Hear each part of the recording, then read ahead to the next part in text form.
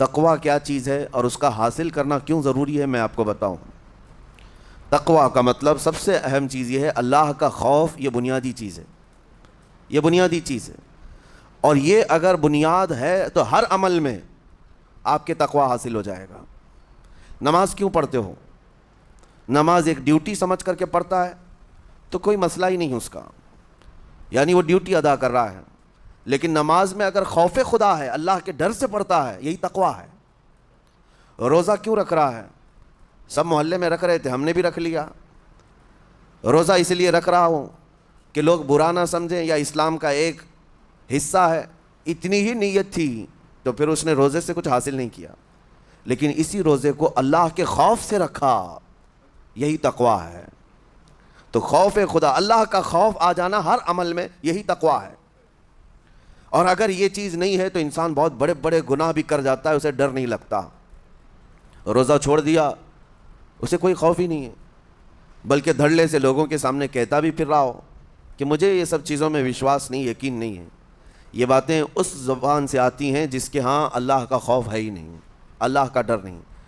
اسی لیے قرآن میں اللہ نے فرمایا لعلکم تتقون، تم پر روزے اللہ نے فرض کیے ہیں تاکہ تمہیں تقویٰ مل جائے، اللہ کا خوف۔ اور یہ کتنی اہم چیز ہے میں آپ کو بتاؤں، خوف خدا۔ خوف خدا کا مطلب کہ اللہ کا ڈر، اللہ کا خوف، یہ تمہاری پوری باڈی کو صحیح کرتا ہے، اندر سے بھی باہر سے بھی۔ خوف خدا، تم ہر قدم پر اگر یہ سوچتے ہو کہ میرا رب مجھے دیکھ رہا ہے، جیسے کہ آپ کو پتہ ہے حدیث پاک میں حضور صلی اللہ تعالیٰ علیہ وسلم سے پوچھا بھی گیا احسان کیا ہے، یعنی نیکی کس کو کہتے ہیں؟ حضور نے فرمایا تم نماز ایسی پڑھو یا عبادت ایسے کرو جیسے تم اللہ کو دیکھ رہے ہو۔ اور اگر یہ نہیں ہو سکتا تم سے تو اتنا احساس تو رہے کہ اللہ تمہیں دیکھ رہا ہے، تو ہر عمل میں تمہارے یہ سوچ آئے کہ مجھے میرا رب دیکھ رہا ہے، تمہارے قدم سنبھل جائیں گے۔ آج آپ مسجد میں بیٹھے ہیں، ادب سے بیٹھے ہیں، حالانکہ ایک آدھے گھنٹے کے بعد جسم کو پھیلنے کی حاجت ہونے لگتی ہے، تھوڑا پیر پھیلا لوں، پیٹھ کو ٹیک دے دوں، نہیں کرتے آپ، اس لیے کہ آپ کو احساس ہے کہ امام صاحب دیکھ رہے ہیں، مفتی صاحب دیکھ رہے ہیں، یا پھر مجمع میں لوگ دیکھ رہے ہیں۔ تو یہاں پر ہمارے دیکھنے کے احساس سے آپ کے پیر نہیں پھیلتے ہیں، آپ پھیل کے نہیں بیٹھتے۔ تو ہم میاں نہ سزا دینے والے نہ جزا دینے والے ہیں۔ یہی احساس اگر اللہ کے دیکھنے کا ہو جائے کہ میرا رب مجھے دیکھ رہا ہے، تو پھر آپ کو کسی نگرانی کی ضرورت نہیں، کہیں کسی سی سی ٹی وی کی ضرورت نہیں۔ اللہ کا خوف اگر بندے کے دل میں آ جائے، وہ ہر لمحے، ہر گھڑی، ہر علاقے میں محفوظ رہتا ہے، اپنے آپ کو محفوظ رکھتا ہے۔ میرے عزیزو، 4 سال کی عمر ہے امام اہل سنت فاضل بریلوی رحمۃ اللہ علیہ، امام محمد رضا خان رحمۃ اللہ علیہ، 4 سال کی عمر میں روزہ رکھ لیا۔ گرمیوں کی شدت تھی، گھرانہ علمی گھرانہ ہے، باپ بھی بڑے عالم دین، دادا بھی بڑے عالم دین ہیں۔ 4 سال کی عمر میں روزہ تو رکھ لیا، اور جب تھوڑی دوپہر ڈھل گئی، اچھوں کی حالت دھوپ کے دنوں میں خراب ہونے لگتی ہے، تو شام ہونے کو قریب تھی کہ ایک کمرے کے اندر دادا محترم نے پوتے کو بند کر دیا اور کچھ پھل فروٹ ساری چیزیں اندر رکھ کر کے دروازہ باہر سے بند کر لیا۔ کہا بیٹا کھا لینا، میں کسی کو بتاؤں گا نہیں، کسی کو نہیں بولوں گا، 4 سال کی عمر ہے، تمہارا روزہ بھی رہے گا، کھا کر کے تھوڑا پیٹ ہلکا کر لینا۔ تو یہ دروازہ بند کر کے دادا محترم چلے گئے۔ کافی دیر کے بعد دروازہ کھلا تو وہ پھل فروٹ ویسے کے ویسے ہیں، بچہ ویسے ہی بیٹھا ہوا ہے۔ امام احمد رضا رحمۃ اللہ تعالیٰ علیہ، 4 سال کی عمر کی بات کر رہا ہوں، دادا نے آ کر پوچھا بیٹا کھائے نہیں؟ دروازہ بند کر لیا تھا۔ تو 4 سال کی عمر میں مولانا امام احمد رضا کہنے لگے کھا تو لیتا، لیکن ہر گھڑی میرا مولا تو دیکھ رہا ہے، جس کے لیے روزہ رکھا وہ تو دیکھ رہا ہے۔ یہ ہے تقویٰ، یہ ہے خوف خدا، کہ اگر یہ کسی کے دل میں بیٹھ جائے، اسے لوگوں کو دکھانے کی یا لوگوں کے اسے دیکھنے کی کوئی ضرورت ہی نہیں۔ میرے عزیزو، تقویٰ حاصل کرنے کا یہ اتنا بہترین راستہ ہے، اتنا بہترین راستہ ہے۔ آپ روزہ ہیں، کس کو پتہ ہے؟ میں روزہ ہوں، کس کو پتہ ہے؟ یہ راز ہے میرے اور اللہ کے درمیان۔ آپ روزہ ہیں، یہ راز ہے آپ کے اور اللہ کے درمیان۔ بہت سارے موقع آپ کے پاس ہیں دن بھر میں، فجر سے لے کر عصر تک، کئی مرتبہ وضو میں جانا پڑتا ہے، باضابطہ آپ کلی کر رہے ہیں، آدھا نگل جاتے، کس کو خبر ہے؟ یا کہیں چھپ کر کے کوئی ہلکی سی چیز چبا لیتے، کس کو خبر ہے؟ اس لیے کہ یہ اندرونی معاملہ ہے، راز ہے. آپ کھا رہے ہیں پی رہے ہیں یا نہیں کھا رہے ہیں نہیں پی رہے ہیں، یہ کوئی دوسرا نہیں کہہ سکتا. آپ کے اور آپ کے اللہ کے درمیان یہ راز ہے. اور آپ بچے ہوئے ہیں، حلق سوکھا ہے شام کے وقت میں، اور پیٹ بھی پیٹ سے لگنے آ جاتی ہے. کام کرنے والے جانتے ہیں کہ شام ہوتے ہی روزے کا اثر کس قدر ظاہر ہوتا ہے. کام کرنے والوں کو زیادہ اثر پڑتا ہے، اے سی میں سونے والوں کو روزہ کہاں پتہ چلتا ہے. لیکن اس وقت بھی وہ نہ پانی کا ایک قطرہ حلق میں ڈالنا چاہتا ہے، نہ کوئی چیز چھپ کر کے چبانا چاہتا ہے. مجھے بتاؤ میرے عزیزو، کیوں اپنے آپ پر یہ تکلیف اور اپنے آپ پر یہ زیادتی کر رہے ہو؟ آپ کو اندازہ ہوتا ہے یہ میں زیادتی نہیں کر رہا، نہ یہ اپنے آپ کو تکلیف میں ڈال رہا ہوں، یہ میرے رب کی رضا ہے، میں اسی پر قائم ہوں. اسی لیے فرمایا گیا کہ جب افطاری کا دسترخوان بچھتا ہے اور پہلے ہی آ کر کے لوگ بیٹھتے ہیں، اور یہ سنت بھی ہے، ایسے نہیں کہ بھاگتے بھاگتے آپ آئے، وقت ہوا کھجور لیے اور کھا گئے. افطاری کے وقت سے تھوڑی دیر پہلے بیٹھ جاؤ. تمہارے دسترخوان پر نعمتیں رکھی ہوئی ہیں، پھل بھی ہیں، میوہ جات بھی ہیں، کچھ کھانے پینے کی چیزیں بھی ہیں، ٹھنڈا شربت بھی ہے. دیکھتے ہوئے بیٹھے ہیں آپ، لیکن ہاتھ نہیں لگاتے ہیں. انتظار ہے وقت کا کہ ادھر سورج کے غروب ہونا ہے اور میری افطار ہونی ہے. اعلان سنتے ہیں، اذان سنتے ہیں، اس کے بعد آپ اٹھاتے ہیں، لیکن اتنی دیر تک آپ خاموش بیٹھے ہیں دسترخوان کے پاس، سارے لوگ دیکھتے رہتے. یہ وہ منظر ہے جس کو فرمایا گیا رب ذوالجلال بھی اپنے بندوں کو دیکھ رہا ہے. رب تبارک و تعالیٰ بھی دیکھ رہا ہے اپنے بندوں کو، اور سارے فرشتوں کو بلا کر میرا مولا اعلان فرماتا ہے یہ میرے بندے ہیں، دیکھو یہ شام کا وقت ہے، ان کے حلق سوکھ چکے ہیں، ان کے پیٹ میں بھوک کی شدت ہے اور ان کے سامنے اچھی نعمتیں پڑی ہوئی ہیں. اے فرشتوں دیکھو میرے ان بندوں میں سے کوئی بھی ان نعمتوں کو ہاتھ نہیں لگاتا، یہ صرف اور صرف میرے لیے بھوکے اور پیاسے ہیں. اور فرشتوں سے اللہ فرماتا ہے تم گواہ ہو جاؤ، ان کی حلق تر ہونے سے پہلے ان کے لیے میں نے جنت لکھ دیا. اسی لیے حدیث پاک میں ہے جب افطار کرتے میرے آقا صلی اللہ علیہ وسلم یوں ارشاد فرماتے ذهب الظمأ وابتلت العروق وثبت الاجر انشاءاللہ. پیاس بجھ گئی، رگیں ٹھنڈی ہو گئی، اور اجر اللہ کے ہاں پکا ہو گیا. یہ حضور پاک ہر افطار میں عرض کرتے تھے. میں آپ کو یہ عرض کر رہا ہوں کہ یہ چھپی ہوئی چیز، اسی کا نام تقویٰ ہے. آپ صرف اور صرف بچے ہیں اللہ کے خوف سے.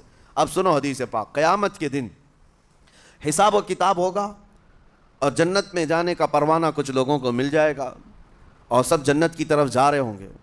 اس میں بہت سارے لوگ ہیں جو پل صراط پر چل کر کے جنت پہنچیں گے. اب جب کافی لوگ جنت کے دروازے پر پہنچیں گے، ایک جماعت ایسی ہوگی جو پورے راستے میں کہیں نظر نہیں آئی، جنت جانے کے راستے میں کہیں نظر نہیں آئی، لیکن جنت کے دروازے پر وہ پہلے سے موجود تھے. چلے تھے نہیں چلے تھے کسی نے دیکھا ہی نہیں. دوسرے جنتی ان سے پوچھتے ہیں اس جماعت سے کہ تم یہاں کیسے پہنچے اور یہ انعام کس بات کا ہے تمہارے لیے؟ تو وہ جنتی کہتے ہیں ہمیں روزے داروں کی جماعت میں رکھا گیا، ہمارے روزے اللہ کو پسند آئے، اور آج رب تبارک و تعالیٰ کا حکم ہوا کہ ساری دنیا سے چھپ کر تم میرے لیے روزہ رکھتے تھے، دنیا کو پتہ نہیں تھا تم بھوکے ہو پیاسے ہو، اور اے بندو آج سارے لوگوں کی نظروں سے چھپا کر میں تمہیں جنت پہنچاؤں گا. وہ ایک جماعت ایسی ہے جو راستے بھر چلتی ہوئی نظر تو نہیں آئی لیکن جنت میں پہنچ گئی، وہ روزے داروں کی ہے. آج یہ تقویٰ حاصل کرنے کا سب سے بہترین راستہ، اور تقویٰ کیوں ضروری ہے؟ اب آپ کے روزے سے کچھ حاصل ہوا نہیں ہوا آپ کو دیکھنا بھی ہے. یہ نہیں کہ کیلنڈر کی طرح گنتے جاؤ، 1 ہو گیا، 2 ہو گئے، 3 ہو گئے، ہوتے جائیں گے. یہ دن تو چلتے رہتے ہیں، گنتے گنتے 20 بھی ہو جائیں گے، 25 بھی ہو جائیں گے، 30 بھی ہو جائیں گے. روزے گننے کا حکم نہیں، اپنے آپ کو سرچ کرو پھر تھوڑی سی ورزش کرنے کے بعد بندہ ویٹ تول کر کے دیکھتا ہے کم ہوا گھٹا ہے کہ بڑا، ہر دن دیکھتا رہتا ہے. ہاں، ورزش کرنے کے بعد پھر ناپ کر کے دیکھتا ہے میرے جسم کا وزن کتنا گھٹا کتنا بڑا.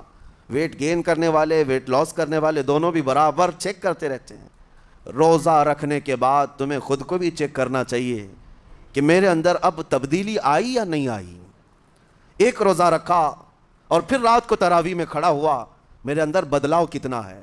کیا اب اللہ کی آیات قرآن کی سنتا ہوں میرے آنکھوں سے آنسو آ جاتے ہیں؟ اگر آ گئے ہیں تو اس کا مطلب ہے کہ دل نرم ہو گیا، اس روزے نے اثر دکھانا شروع کیا.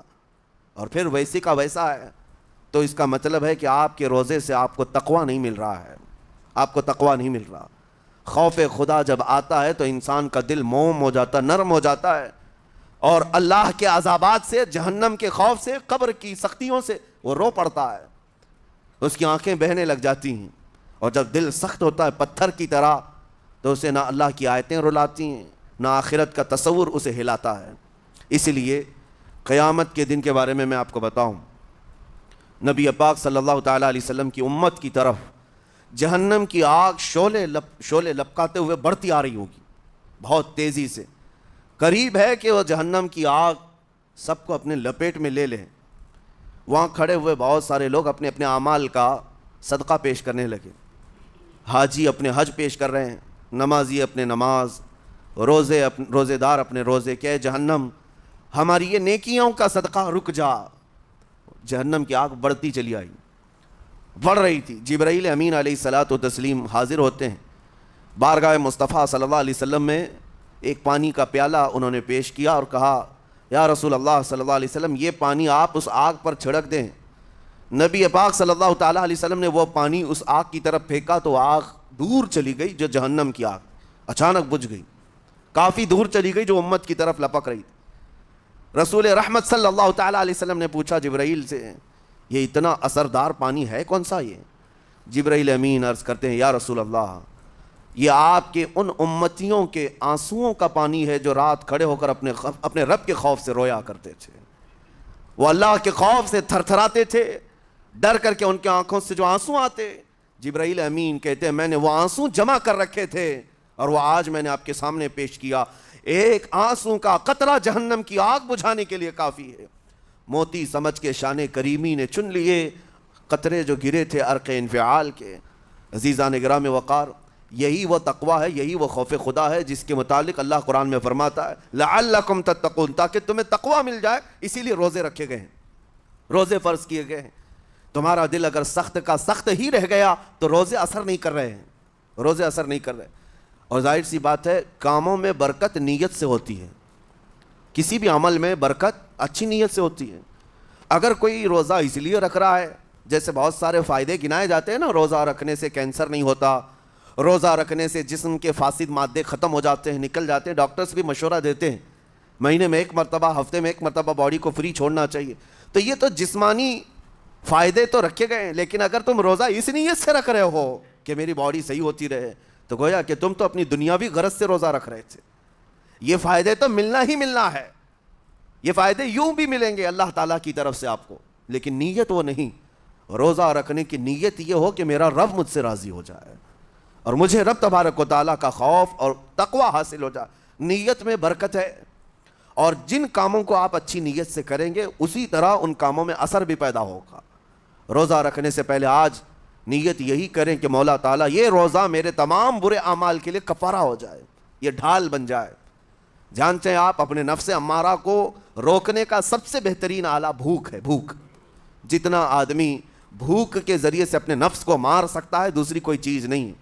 آپ دیکھیں اس رمضان المبارک میں بہت ساری حلال چیزیں آپ کو حرام کر دی گئی ہیں، یعنی سحری سے لے کر افطاری تک۔ میں یہ نہیں کہہ رہا کہ شراب پینا حرام ہے، نشہ کرنا حرام ہے، وہ تو پوری زندگی بھر حرام ہے، لیکن آپ کو چاول روٹی تو حلال ہے نا، سبزے سیب پھل فروٹ تو حلال ہے، لیکن یہ حلال چیزیں بھی اللہ نے آپ پر حرام رکھی ہیں، روزے کے عالم میں نہیں کھا سکتے۔ سحری سے لے کر افطار تک یہ حلال لقمے، پانی تو حلال ہے، پاک ہے، لیکن آپ کے لیے روزے کے عالم میں حرام ہے۔ اسی طرح شادی شدہ مرد اپنی عورت کے ساتھ زندگی بھر کبھی بھی جمع کر سکتا ہے، رات میں سو سکتا ہے، لیکن حالت روزہ میں وہ حلال کام بھی حرام ہے، حلال کام بھی حرام ہے۔ اپنی عورت سے جمع کرنا حالت روزہ میں کیوں روکا گیا؟ کھانا پینا بھی حلال تھا، عورتوں کے ساتھ شباشی بھی حلال تھی، لیکن روزے کے عالم میں ان حلال چیزوں کو روکا گیا۔ تو آپ سوچ سکتے ہیں اس چیز کو، سوچ سکتے؟ وجہ یہ ہے کہ حلال چیزوں سے آپ کو روک کر بڑے حرام چیزوں سے بچانا مقصود ہے۔ آج اگر اپنے آپ میں اتنا کنٹرول کر لے جاؤ کہ چند حلال چیزوں سے دن بھر بچ سکتے ہو، انشاءاللہ رمضان کے بعد بڑی حرام چیزوں سے بھی اللہ آپ کو محفوظ رکھے گا۔ میرے عزیزو، برا ہے ان لوگوں کا جن کو میرے آقا صلی اللہ تعالیٰ علیہ وسلم نے دعائے ہلاکت فرمائی ہو۔ اس سے بدنصیب کوئی ہو سکتا ہے؟ جن کے لیے رسول رحمت صلی اللہ تعالیٰ علیہ وسلم کی دعائے ہلاکت ہوئی ہو. حضور صلی اللہ تعالیٰ علیہ وسلم ایک دن مسجد نبوی شریف میں تشریف لے جا رہے تھے. منبر پر آپ نے قدم رکھا, آمین کہا. پھر دوسرے زینے پر قدم رکھا, آمین کہا. تیسرے زینے پر قدم رکھا, آمین کہا. خطبہ مکمل کیا. صحابہ نے پوچھا, یا رسول اللہ صلی اللہ علیہ وسلم, ہر زینے پر آپ قدم رکھتے ہوئے آمین کس لیے کہہ رہے تھے؟ سنو, رسول پاک صلی اللہ علیہ وسلم ارشاد فرماتے ہیں کہ میں جب پہلے زینے پر قدم رکھا تو سید الملائکہ جبرائیل امین آئے اور دعا کرنے لگے. کیا دعا کیا؟ یوں کہا, یا رسول اللہ صلی اللہ علیہ وسلم, وہ شخص ہلاک و برباد ہو جائے جو آپ کا نام سنے اور پھر اس کے بعد درود نہ بھیجے. حضور فرماتے میں نے آمین کہا. حضور کا نام سنتے ہی آپ کی زبانوں پر درود آ جانا چاہیے. اللہم صلی علی سیدنا محمد وآلہ وصحبہ وبارک وسلم. میرے آقا فرماتے ہیں دوسرے زینے پر قدم رکھا تو جبرائیل امین نے یوں کہا, یا رسول اللہ صلی اللہ علیہ وسلم, وہ شخص ہلاک و برباد ہو جائے جو زندگی میں اپنے ماں اور باپ میں سے کسی ایک کے بڑھاپے کو پایا اور ان کی خدمت کر کے جنت نہیں حاصل کر سکا بلکہ ان کو ایسے ہی چھوڑے رکھا, ایسا شخص برباد ہو جائے. حضور فرماتے میں نے آمین کہا. پھر جبرائیل امین نے کہا تیسرے زینے پر قدم رکھتے ہی. میرے آقا فرماتے ہیں جبرائیل نے یوں دعا کی کہ اے اللہ کے رسول, وہ شخص ہلاک و برباد ہو جائے جو رمضان کا مہینہ پایا لیکن اس کا ادب نہیں کر سکا, اس کا احترام نہیں کر سکا. حضور فرماتے میں نے اس پر بھی آمین کہا. جس کی ہلاکت کے لیے جبرائیل امین دعا کر رہے ہوں اور اس دعا پر سید الانبیاء آمین کہہ رہے ہوں, ایسے شخص کی بربادی کا کیا انجام ہو سکتا ہے؟ وہ کتنا بد نصیب ہوگا. اسی لیے میرے عزیزوں, مسلمانوں میں یہ رواج ہی نہیں ہونا چاہیے کہ اٹھ کر کے پوچھتے رہیں روزہ ہے کہ نہیں ہے, روزہ ہے کہ نہیں ہے. مسلمان ہے تو روزہ ہے, اور یہ کوئی آپشنلی عبادت نہیں ہے کہ 4 رکھ لیا 2 نہیں رکھا. آپشنلی نہیں, یہ فرض عین ہے. ایک روزے کو چھوڑنے کا گناہ فرمایا گیا 600 سال تک اسے دوزخ میں رکھا جائے گا. 600 سال تک. یہ معمولی چیز نہیں ہے. اور جن کے پچھلے روزے قضا ہو چکے ہیں معاف نہیں ہوں گے. تھپڑ مار لیں گال پہ, توبہ کر لیں, معاف نہیں ہوں گے. توبہ تو کرنے کے ساتھ ساتھ قضا بھی کرنا ہوگا. جب موقع ملے سال بھر میں اپنے چھوٹے ہوئے روزوں کو واپس کرنا ہے.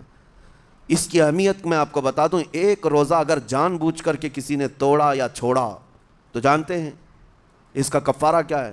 اس کا کفارہ یہ ہے کہ اس کے بدلے میں دوسرے دنوں میں 60 روزے کنٹینیو رکھے. رمضان کا ایک روزہ پورا کرنے کے لیے 60 روزے رکھنے پڑ جائیں گے. ہاں, اگر کسی عذر کی وجہ سے, کسی تکلیف کی وجہ سے چھوڑا تھا, بیمار تھا یا سفر میں تھا یا تکلیف کی شدت تھی, اس وجہ سے روزہ چھوڑا تھا, تو اس کے بدلے میں ایک روزے کی قضا ایک ہی روزہ ہوگی. لیکن بغیر کسی عذر کے, شہوت کی وجہ سے, نفس پرستی کی وجہ سے توڑا تھا یا چھوڑا تھا تو پھر 60 روزے رکھنے پڑ جائیں گے. اس سے اندازہ ہوتا ہے کہ ایک روزے کی اہمیت کیا ہے رمضان کے. اسی لیے میرے عزیزو, یہ روزے آسان ہیں, روزے آسان ہیں, اس کو رکھ لو, اس کی جزا بہت بڑی ہے, اس کی جزا بہت بڑی. ویسے بھی آپ دوسرے دنوں میں لیٹ ناشتہ کرنے کے بھی عادی ہیں. ممبئی والوں کا تو حال یہی ہے, 12 بجے کے بعد 1 بجے 2 بجے تو ان کے ناشتے ہوتے ہیں. دوپہر کا کھانا تو شام 5 بجے ہو رہا ہوتا ہے. بس وہ ناشتہ اسکپ کرنا ہے. دوپہر کے کھانے جو آپ کے ہوتے ہیں اس سے اور تھوڑا ایکسٹینڈ کر لیں تو افطاری کا وقت آ جاتا ہے. کوئی بہت بڑی دقت کی بات نہیں, کوئی بہت بڑے بوجھ کی بات نہیں, آسان ہے. آج الحمدللہ ہمارے 5 سال 6 سال کے بچے روزہ رکھ لیتے ہیں. تو بڑوں کو تو اللہ نے جو طاقت عطا کی ہے, روزہ ہرگز ترک مت کرو. لیکن ساتھ میں آج یہ میسج ضرور دوں گا, نیت یہ کرو کہ مجھے تقویٰ مل جائے, مجھے پرہیزگاری مل جائے. اور یہ آپ کو خود چیک کرنا ہوگا. روزانہ رات کو نماز میں کھڑے ہو جاؤ تراویح کے, دیکھو کہ کتنی تبدیلی آ رہی ہے. آج میں نے روزہ افطار کیا, میرے اندر بدلاؤ آیا کہ نہیں آیا؟ اور اگر نہیں آ رہا ہے, کوئی تبدیلی نہیں آ رہی ہے, تو اس کا مطلب ہے آپ تقویٰ نہیں حاصل کر رہے. آپ تو روز مرہ کی روٹین پر چل رہے ہو. روٹین پر چلنے کا مطلب یہ روزہ نہیں ہے. روزہ تقویٰ دے کر جاتا ہے بندے کو, روزہ خوف خدا دے کر جاتا ہے بندے کو. اسی لیے میرے عزیزوں, آج دیکھیں آپ بہت ساری برائیوں سے رمضان میں بچ جاتے ہیں. تھوڑی اور محنت کی ضرورت ہے.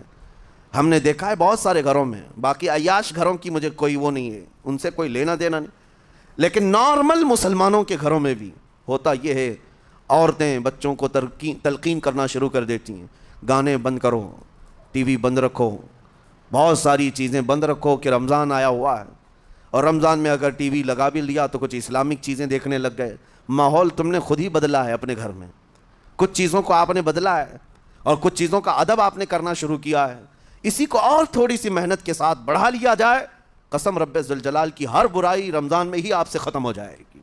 جس کی کوئی چیز چھوڑنے پر نہیں چھوٹتی ہے وہ رمضان میں کر کے دیکھ لے، اللہ کی بارگاہ میں یہ عہد کرے کہ مولا دن بھر میں تیری رضا کے لیے بچ رہا ہوں، مجھے میری باقی زندگی میں ان گناہوں سے بچا لے۔ وہ رحمان ہے، جب وہ تمہیں اس کے بدلے میں جنت دیتا ہے تو یہاں برائیاں کیوں نہیں چھڑواتا؟ یقیناً وہ برائیوں کو تم سے دور کرے گا۔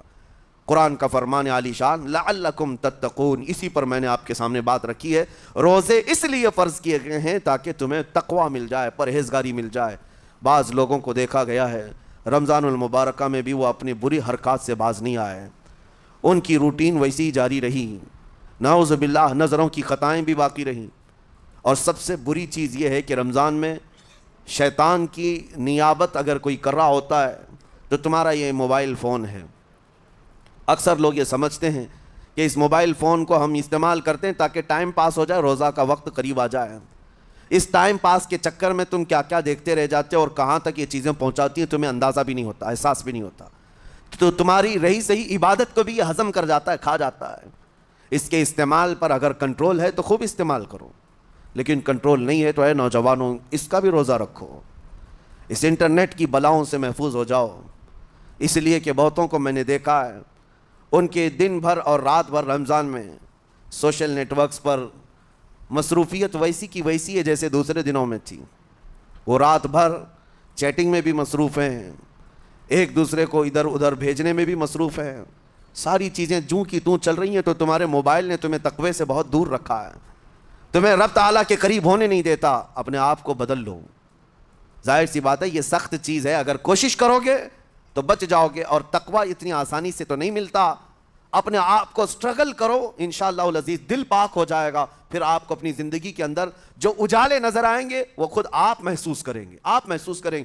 گناہوں کے اندھیروں نے دل پر ایسی کالک رکھی ہے کہ آپ کو کچھ بھی یہاں پر سمجھ میں نہیں آتا، ورنہ نمازوں کا لطف ایسا ہے، قرآن کا مزہ ایسا ہے، جسے یہ لگ جائے دنیا کی کوئی نعمت اس کے سامنے ہیچ نظر آتی ہے، کوئی چیز اسے اچھی نہیں لگتی، لیکن کب؟ جب اسے تقوی کا اجالا حاصل ہو جائے۔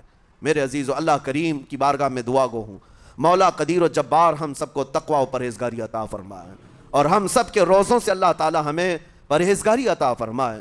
ان روزوں کے انوار اور برکات اور رمضان کے احترام کی ہمیں توفیق عطا فرمائے۔ مولا کریم تیری خشیت سے اور تیرے خوف سے آنکھیں جو بھیگتی ہیں ان آنکھوں میں ہمارا شمار فرما دے، تیرے یاد میں رونے والے بندوں میں ہم سب کو شامل فرما۔